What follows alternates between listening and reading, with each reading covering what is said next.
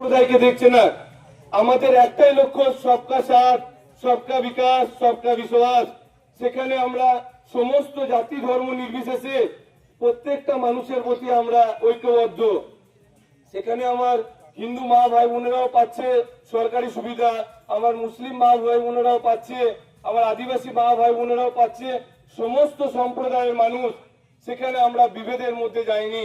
আমাদের একটাই লক্ষ্য, সবকা সাথ, সবকা এগিয়ে যেতে পারি এবং আমরা বিকশিত ভারত ও বিকশিত পশ্চিমবঙ্গ তৈরি করতে পারি। এটাই হচ্ছে আমাদের লক্ষ্য। এই বলে আমি আমার বক্তব্য শেষ করলাম।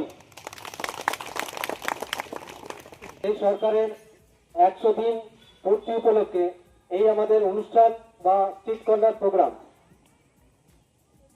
আপনারা মায়েরা বোনেরা অনেক বলছেন যে আমরা অন্নপূর্ণা ভাতা পাচ্ছি না, অন্নপূর্ণা ভাতা পাচ্ছি না, অনেকের অভিযোগ।